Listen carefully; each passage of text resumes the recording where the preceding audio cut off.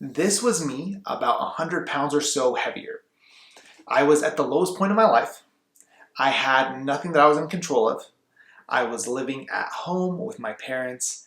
I didn't know exactly which way my life was going to go, and I felt very out of place in a lot of different settings. Oddly enough, the one thing I had going was that I was confident, even though I felt this poorly about myself and I felt that I looked terrible and that I was massively overweight.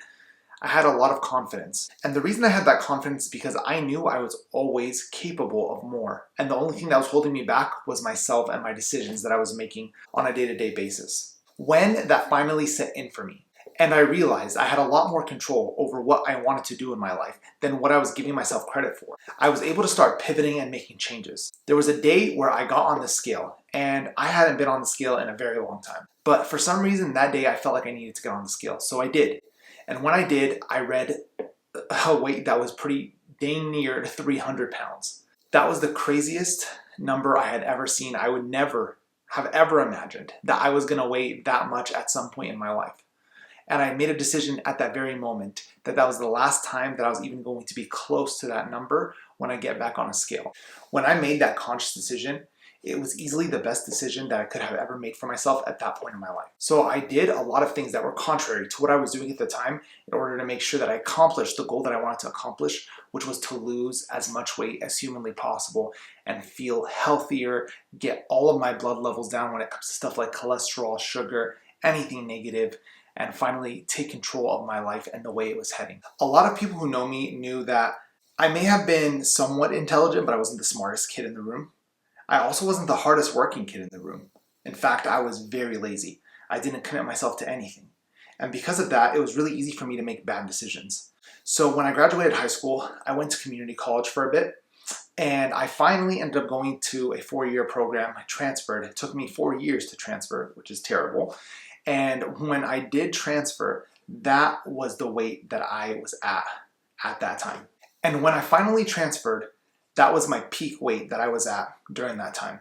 I reached this weight because I was making a lot of bad decisions with my friends who also weren't doing the best for their lives. And we all collectively fed into bad habits and made a lot of bad decisions that led us down very negative paths. Now, the number one lesson that I want to give is the moment you decide to take control of the things that you're putting into your body is the moment that you finally have control of the things outside of your body.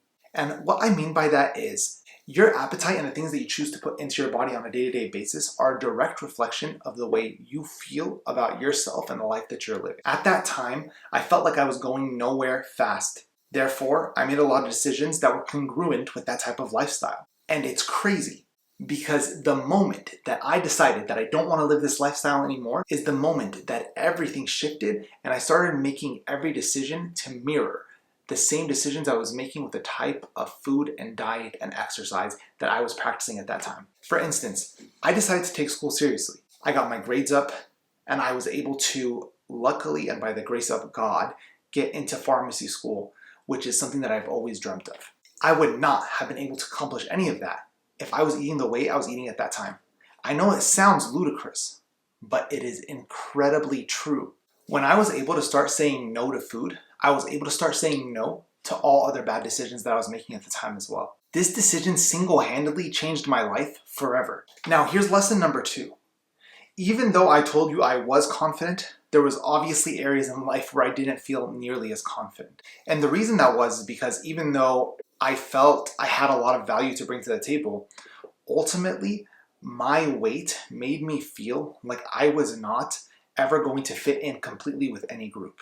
I felt like I was going to always be an outcast and I was always going to be the guy that was just fat and out of the loop and nobody ever really wanted to bring around all the time because he just didn't look or fit the lifestyle that they wanted in their life. Now, mind you, all of that wasn't necessarily true, especially because the type of people that I was hanging out with at the time were living a similar lifestyle to me, so they didn't mind having me around. But the type of life that I wanted to live, the type of family that I wanted to create in the future, and the type of friends and people that I wanted around me were those that practiced healthy habits each and every day, and that held me accountable to higher standards, that made sure I never slipped, and that even if I do slip, they'll make sure that they do hold me accountable to that, and that they put me back on the right track as I do with them, so we constantly are improving each other. At the end of the day, iron sharpens iron. Now back to the main point. Even though confidence was mostly there for me, I gained a substantial amount of confidence when I lost the weight and when I was losing the weight. Because not only was I losing weight, again, I was taking control of things that I've never taken control of ever before. Therefore, I was able to put my imprint on different facets of my life that I felt I never had control of. I never was able to actually change. When you start seeing your capabilities and what you can do when you put your mind to it and you actually hold yourself to the highest standard possible, it changes your outlook on life and it changes your outlook on yourself. I was able to make more friends of the caliber that I wanted.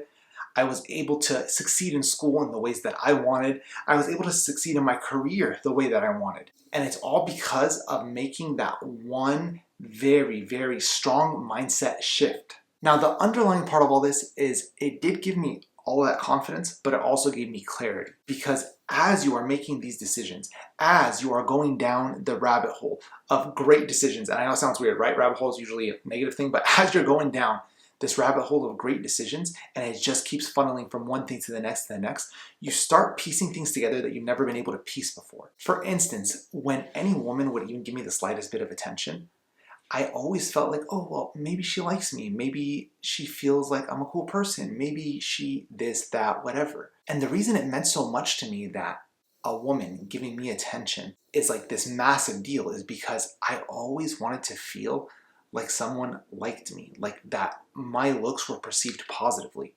Now, was this the best way to look at it? No. Not even a little bit. But the reality is I started realizing that I was looking for validation in people and in things that was not where I was supposed to be looking in the first place. I was trying to grasp onto anything that made me feel like I belonged. And that is where I made massive, massive mistakes. Now, that's just one example. I've gotten clarity in so many aspects of my life from just this one big move. That one chess move started a cascade of winning moves that have allowed me to get to where I am in my life today. The final thing I want to talk about is the idea of having to starve yourself or kill yourself, metaphorically, to achieve your goals. You do not have to do something that is unbelievably extreme in order to do that. Now, it may seem extreme to you at the time, because obviously when we're making that big of a change, everything feels massive. No pun intended. I didn't just go and start eating greens all the time and gave up all types of things that I loved. What I did is I committed to a diet that was high in protein, low in carbs, low in fat, and I exercised substantially more. In the morning, I would go play basketball, and at night, I would run 1.5 miles to 2 miles with my best friend. Now, that might seem extreme. It really isn't. I know people that have way more strict diets than I was on at the time, and that exercised way more than I did at the time, but I am telling you, it's not that hard. Now, as I lost more weight, I gave myself a little bit more breathability. Because you see, the thing is, balance is key. And balance is not about being 50-50.